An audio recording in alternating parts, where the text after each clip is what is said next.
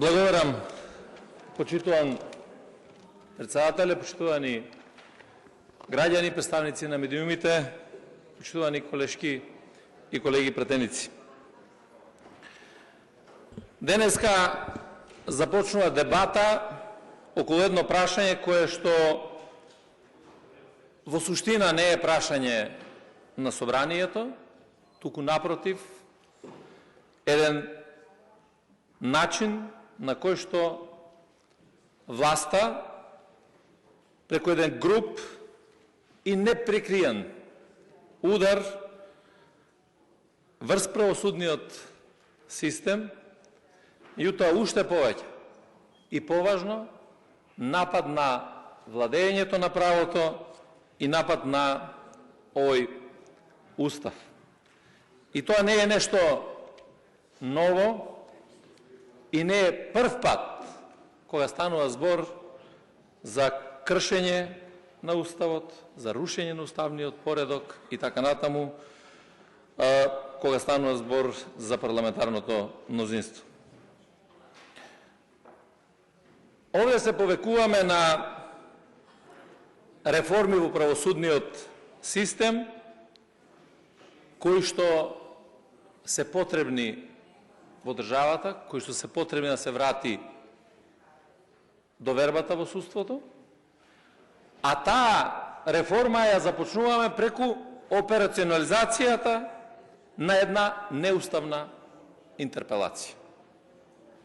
Зошто е неуставна? Затоа што членот 68 став 1 е многу јасна и предвидува дека интерпелацијата се однесува на оние кои што одговараат пред собранието, тоа се владата, поедините членови на владата, други носители на јавни функции кои се одговорни пред собранието.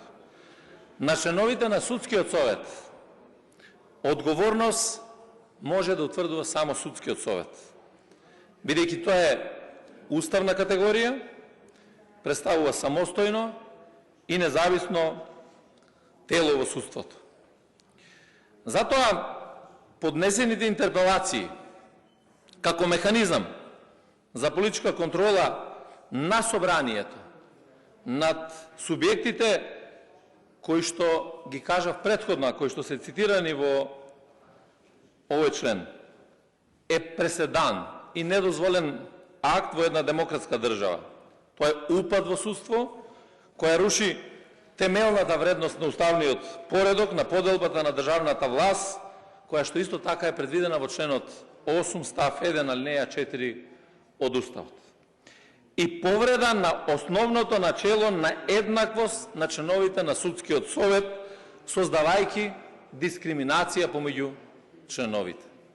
Затоа што денеска во Македонското собрание на оваа седница вие демонстрирате дека сите останати членови на судскиот совет се нешто повеќе отколку овие 5 мина на кои што е поднесена интерпелацијата, и тоа е веројатно исто така по истата логика како кога беше за надзорната расправа, вашите 20 подписи од опозиција не вредат колку нашите 61 од власт.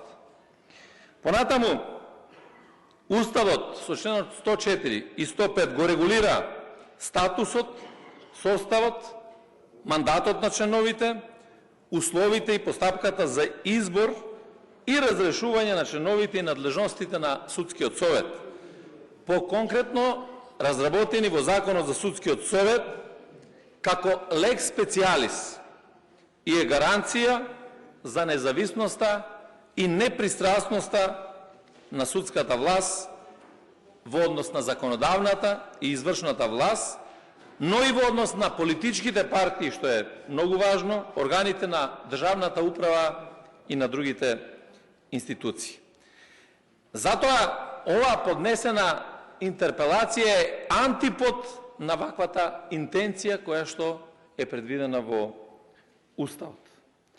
Со оглед на тоа дека оваа интерпелација, односно овие интерпелации за 5 членови на судскиот совет се исклучиво по форма исти и по содржина, таму се покажува дека ниту еден од членовите во судскиот совет нема конкретна одговорност во однос на тоа што сакаме денеска да го дебатираме или да го прикажеме, туку едноставно се она што било направено како одлука на судскиот совет се става на товар на членовите на судскиот совет.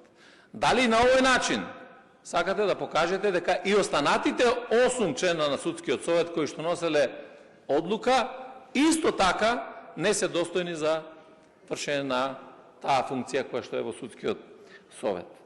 Понатаму и од страна на предлагачот на интерпелацијата во говорот беше наведено дека граѓаните очекувале ваква интерпелација затоа што членовите на судскиот совет се суди и носат одлуки судски. Тие, еден дел од нив се суди, тоа се 8 члена, меѓутоа во судскиот совет не носат судски одлуки, туку носат одлуки за судовите, носат одлуки за судиите, носат одлуки за дисциплински постапки и за разрешување на судовите.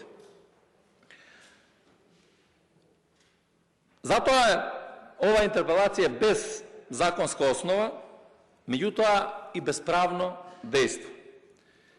И да биде усвоена и изгласана во собранието, ќе заврши исто како и претходните интерпелации и повторно ќе очекуваме да после дебатата ги замолиме да си поднесат оставки или да не поднесат оставки.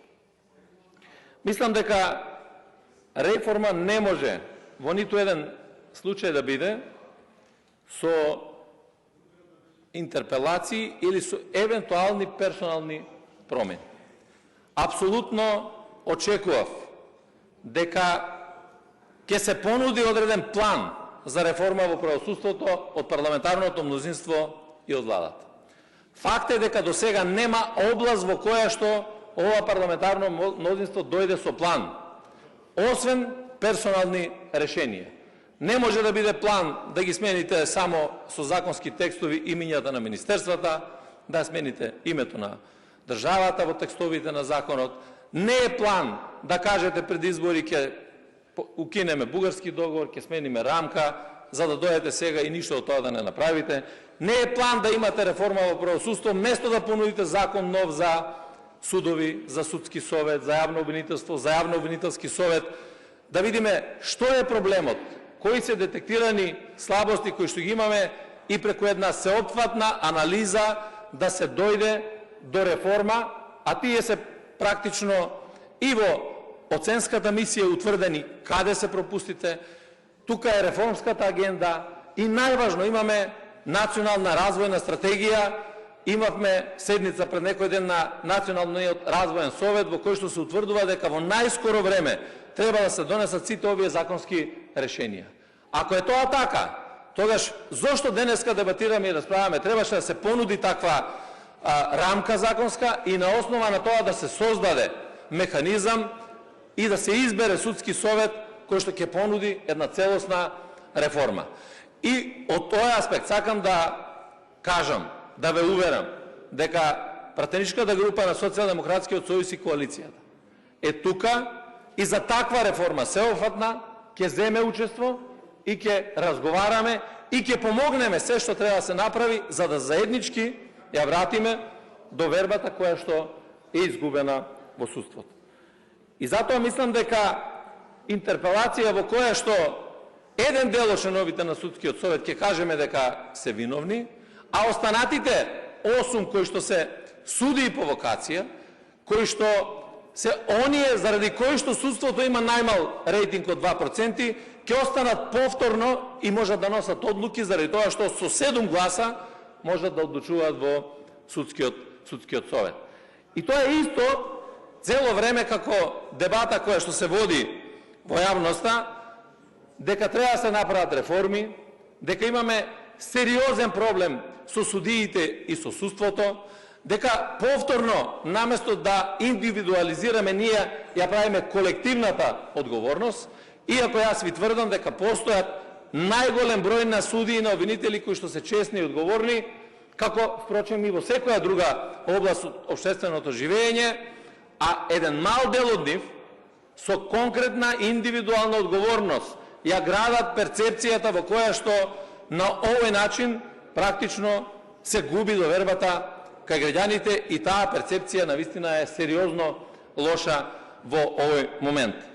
И замислете сега, од една страна имаме сериозен напад врз судиите и судството, реторички, денеска влегуваме во сосема друг напад на законодавната врз судската власт, дерогирајќи го Уставот, а пред само неколку време, неколку дена, недела, гласаме закон за измена на Законот за работни односи и дозволуваме истите овие судии кои што се црни ѓаволи во Македонија да можат да продолжат да работат уште 3 години. Ако е ова реформа, секоја чест.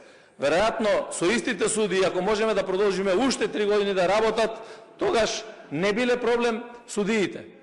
И ако е така, еве да видиме како понатаму ќе му тргне на судството со сите оние кои што ќе останат во судството. Мислам дека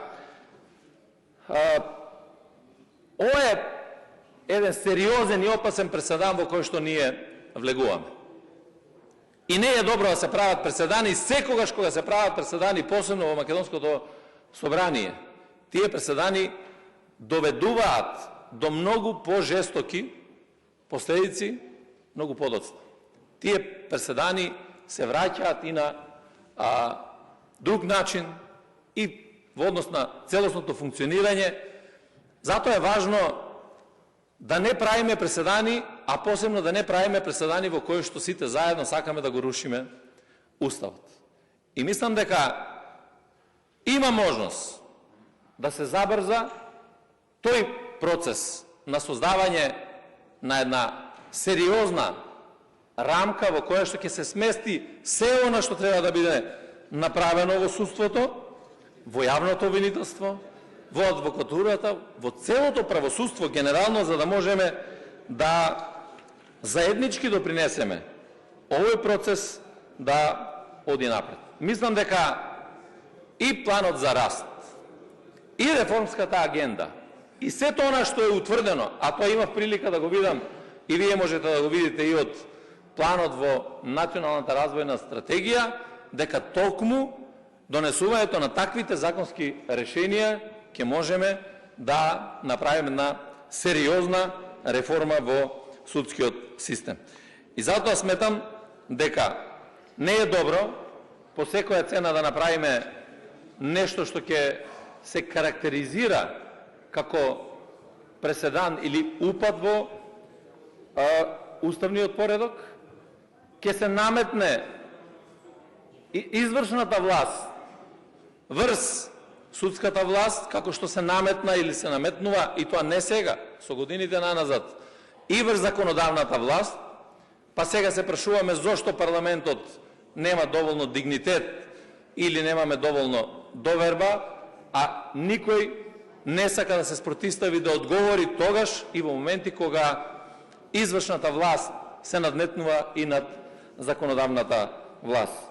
Затоа, драги колеги, сметам дека треба добро да се размисли и во овој правец укажав дека ние подаваме рака за сериозни и сеофатни реформи, затоа што тоа е добро и за граѓаните, тоа е добро и за напредокот на државата, тоа е добро заеднички да ја вратиме довербата во институциите.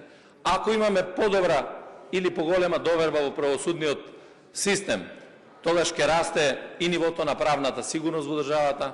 Растот на правната сигурност во државата ќе допринесе и за економски раст и за се она што треба да го очекуваме или да биде благосостојба за граѓаните, просперитетот на државата. И затоа сметам дека има доволно време да се размисли и да не се влегува во вакви преседани.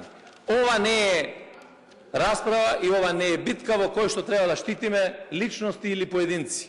Никој од нас не е важен и не може да биде поважен ниту од државата, ниту од институциите на системот, меѓутоа сите заедно сме обврзани да го штитиме системот. Затоа најавувам дека СДСМ и пратеничката група нема да учествува во понатамошната расправа. Благодарам.